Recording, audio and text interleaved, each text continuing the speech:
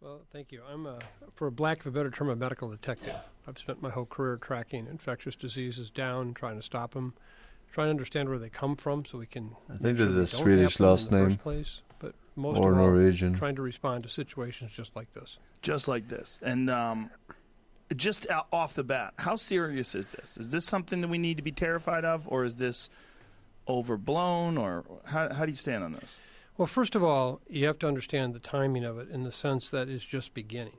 And so in terms of what hurt, pain, suffering, death has happened so far is really just beginning.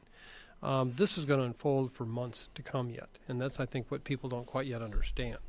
What we saw in China, I'm convinced, as are many of my colleagues, as soon as they release all of these social distances, these mandated stay-in homes, haven't left their home in weeks and weeks kind of thing, when they go back to work, they're on planes, trains, subways, buses, crowded spaces, manufacturing plants. Even China is going to come back again.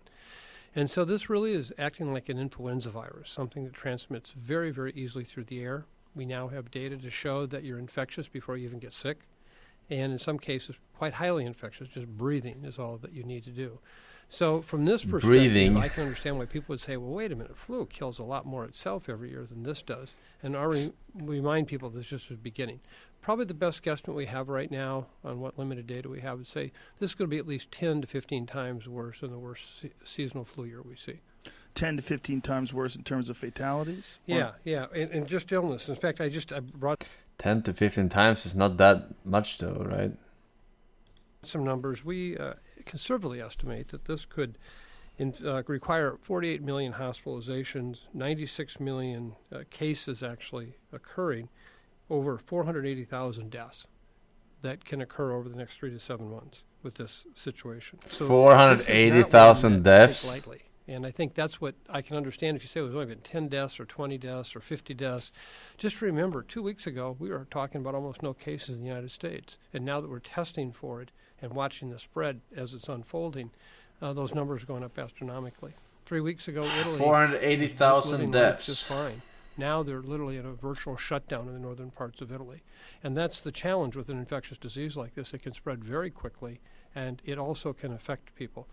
I think maybe to put this into modern terms, because this is something we think of often when we think of pre-antibiotic days, the old-time medicine. We have an employee at our center. How for many infectious people die disease every day? policy at the University of Minnesota, and she has a dear friend who lives in Milan, Italy, and she works at a hospital there, and she texts this to this Of the roughly 150,000 people who die each day across the globe, about 2/3, aka 100,000, die of age-related causes. So 150,000 people die every day. In Milan, at the largest hospital, like you said. I just got a very disturbing message from a cardiologist. Worst case is is 480,000 people They're dying. deciding who they have to let And die. it's mostly old They aren't people. screening the staff anymore because they need all hands on deck, and they have very small areas of the hospital dedicated to non-COVID patients, where they. Oh, he's talking still about have the doctors. US Everybody else is only. dedicated to COVID patients. So Is he even talking if about the they're US positive, only? meaning that they're sick, they don't. Why are if they don't so have a severe cough or egoistic? fever, Like, why would he how do you know he's talking about the US only? Did he say that, or are you just assuming?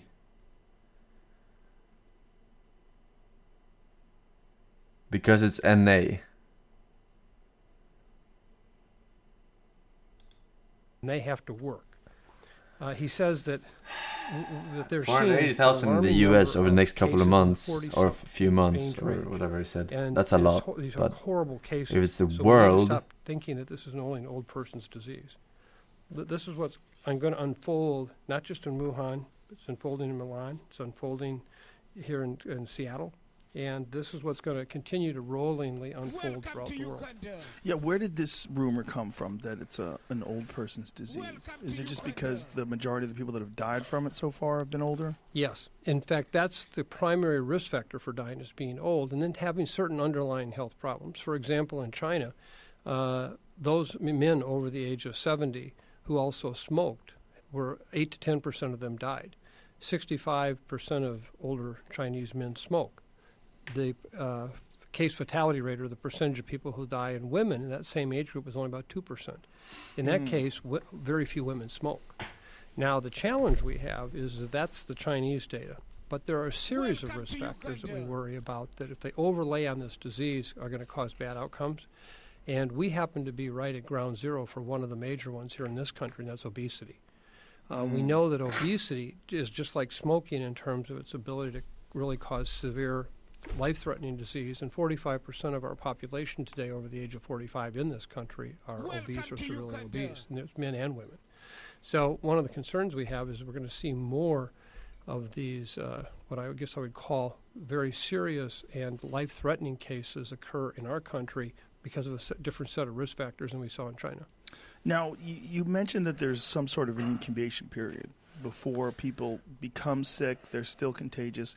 What is this incubation period, and how do we know about it? When we call something an incubation period, we're talking about from the time you and I got exposed, meaning I was in a room breathing the air that somebody else who was infected with the virus was expelling out, I breathed it in. How long from that time period till the time period that you get sick? And what is that? That's what we call the incubation period. So that's when case numbers can double or triple in every so many days. In this case, it's about 4 days. So, and we actually have data there from people who were exposed one time or one time only. And we know when they were exposed, where they were exposed, and how soon do they get sick afterwards.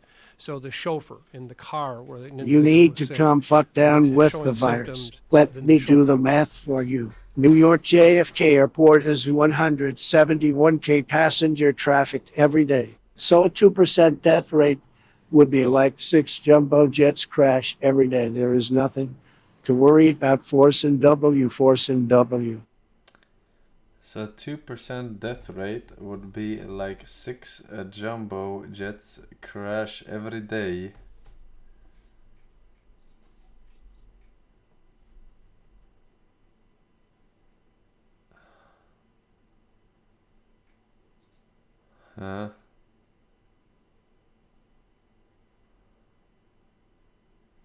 From that airport only? You're taking 2% of 171K?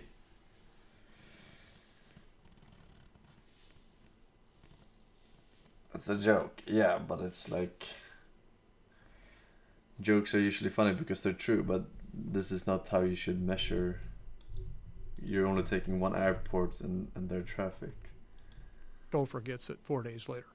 You know, they were there one time and one time only. And if the chauffeur does not show any symptoms, he's still contagious. He could also be contagious too, or and that's one of the things that's challenging here is you and I might get exposed to somebody who is totally asymptomatic, no symptoms.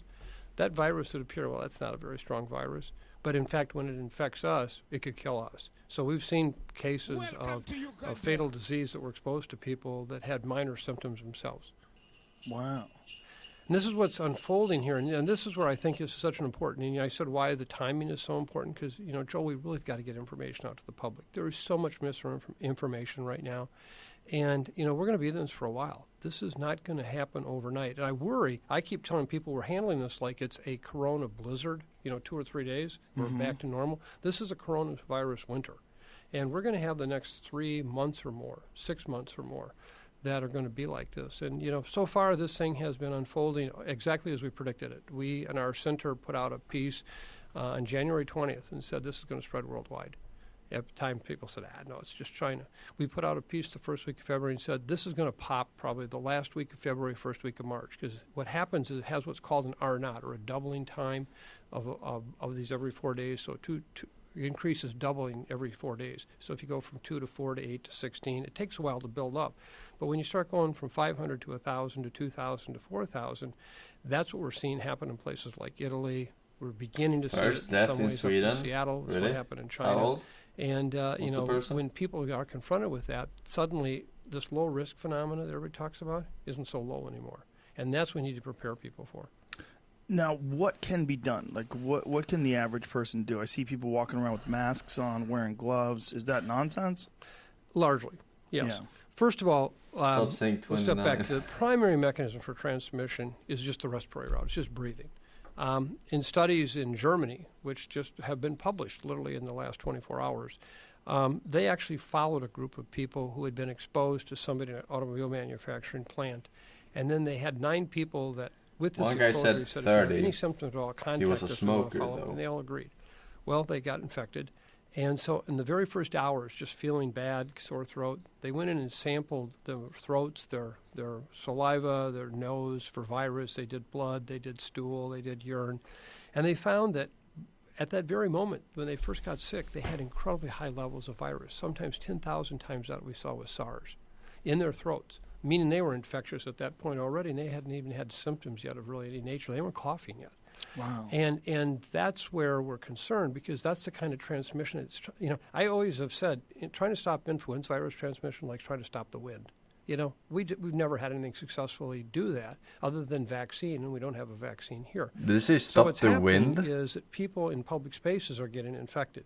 And the way you need to address that is, unfortunately, if you're older, over 55, you have some underlying health problems, which unfortunately a lot of Americans do. We have obesity. Then right now you don't want to be in large public spaces and trying to potentially get infected. So you can take care of that part. As far as what can public health do, we can talk about this. We're not going to have a vaccine anytime soon. That's happy talk. We can close schools. One of the big challenges we have right now, if we close schools, what do we accomplish? In influenza virus, when we close schools during outbreaks, because it turns out kids get infected in school, and they're like little virus reactors. They come home and they transmit it to mom and dad and brothers and sisters. And so we close schools sometimes. Christmas breaks are always great for kind of putting the dampening effect on flu. In this case, kids are not getting sick very often at all, which is one of the really good news features of this disease. In China, only 2.1% of the cases are under 19 years of age. And why is that? We don't completely know. And I'm going to come to that in a second. Because they have immune getting system infected, like turns out. motherfuckers. One study showed that they still get infected From with eating the virus, poo-poo all but they day. don't get sick. And we have that happen. There's a disease called infectious Starting in hepatitis, kindergarten. hepatitis A, where we have outbreaks in daycares. And the way we know we have an outbreak is because it's transmitted through the stool, fecal oral, is mom and dad and the daycare providers all get sick. And the kids, those symptoms, we go in and test the kids, are all positive. So some diseases will manifest primarily when you're an adult, but not as a child. This one appears to be the same. So do we close schools or not? If we're not really spreading the disease, because it turns out that if we close schools, a recent study done showed that 38% of nurses today in this country who are working in the medical area have kids in school. And if suddenly we're it's closed America. schools for The 2 or kids 3 are months, not we don't learning take care of anything in those kids. school. 1/4 of the American population has no sick leave. If we close schools, they don't get paid if they have to stay home. So when you ask what can we do, we have to really be thoughtful about what we do. Are we doing more harm than good by closing schools, for example, even though everybody will say, we got to do everything we can? Or do we just tell people, it's going to be limiting your contact as much as you can, and that's really about what we can do. And limiting the contact, is that really going to help? It does, because it's like putting rods in a reaction. If you don't have as much close contact, you can not transmit as much. If I'm sitting in a room with 100 people and we're kind of sharing air, the transmission is remarkable. Right here off the coast of California, you've got your cruise ship. Cruise ships are notorious for recirculating air inside the inner cabins. We've had a number of outbreaks. That's why they're having these outbreaks on cruise ships? And then you leave them on there. I think the cruelest human experiment we've done in a long time with humans is leave them on these ships. Get them off right away. Should they get them off? Get them off. Absolutely. Get them off. Or is everyone talking Well, they can like put them in Trump quarantines nowadays? of some kind if they want and follow up on them. But you're guaranteed they're all going to keep getting infected day after day. It seems like we're not really prepared for something like this, although the CDC's been telling us for a long time that we should be. We are not prepared at all in the sense. I wrote the book, Deadliest Enemies, that was published in 2017. Right Thank here, you. ladies and gentlemen. Thank you. Go get it. No. Read it. And Panic. in chapter 13, the title of the chapter was SARS and MERS, a harbinger of things to come. We predicted this. And then I wrote a chapter on there what a flu pandemic would look like if it emerged in China. And if you read it, it's exactly what's happened. The supply chains went down. China locked down the country. It spread to other countries. People all pointed fingers. And, it's the kind of thing where we hear it, but we don't get prepared.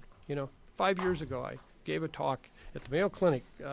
First time I talked about this, I talked many times afterwards, and I showed a slide of Puerto Rico, a picture of Puerto Rico, and then I showed the map, and then I showed a picture of a building in Puerto Rico, a nondescript building, and I said, this is our next big disaster. It turns out that 85% of all the world's production of IV bags with saline that we need desperately were made in these plants in Puerto Rico. And all we needed was one Category 5 hurricane to come through and take it out. Maria came through a year and a half ago, and the world went into a major crisis with a shortage of IV bags. Now, that was so obvious that was going to happen, and yet we don't prepare. That's so foolish. I know, I agree. So obvious. And that's what, hopefully this is a wake-up call. The business community, I hopefully will wake up. You know, one of the other things we're doing right now, Joe, this is really, one of the things that has me most concerned about this whole situation is our group has been studying for the last year and a half with support from the Walton Family Foundation, looking at critical drug shortages. It turns out that we identified 153 drugs in this country that people need right now or they die. I mean, it's on the crash card. It's acute critical drugs. 100% of them are generic. All of them basically are made offshore of the United States. And a large part of them are made in China and India. Diabetes. And at this point, Insulin. we have shortages anyway every day, just before this crisis happened. Now these supply chains have gone down. Our group is actively helping the United States government try to figure out, you know, where they're going to get these drugs. Now just think of this. If I came to you and said the Defense Department was going to outsource all its munitions production to China, you'd look at me and say, come on. You know what? The U.S. Defense Department has no more access to these drugs than anybody else. They are beholden to China for these drugs. 690,000 Americans have end-stage renal disease right now. Most of their primary drugs are coming from China. And now from China. Most of their primary drugs are coming from China. And now with the shutdown and what's happening with this, and this is what I talked about in the book, why I'm so concerned, because we are at risk. So even this situation as it unfolds, it's not just about what the virus does to you. It's about what the entire system is rigged up to be and what this virus does once it gets into it. Jesus. You're making me nervous. Well, but that's before we get done here. That's so he can sell his book. Because this is it's too late. No. What I mean is we're gonna bring you around to take. You know, it's my job is not to scare you out of your wits. It's to scare you into your wits.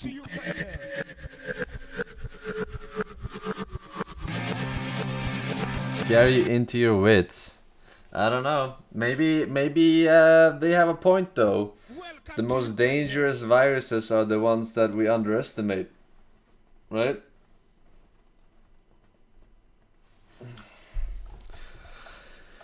Because if everyone underestimates it, says it's just like a normal flu or whatever, then it will just spread that much faster because people don't give a fuck really, and then maybe it mutates and it's a zombie apocalypse.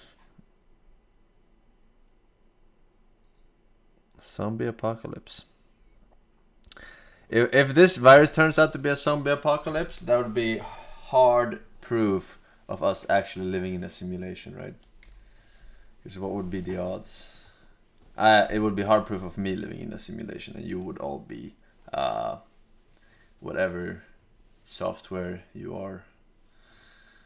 I don't really know. But yeah, definitely would be proof for me.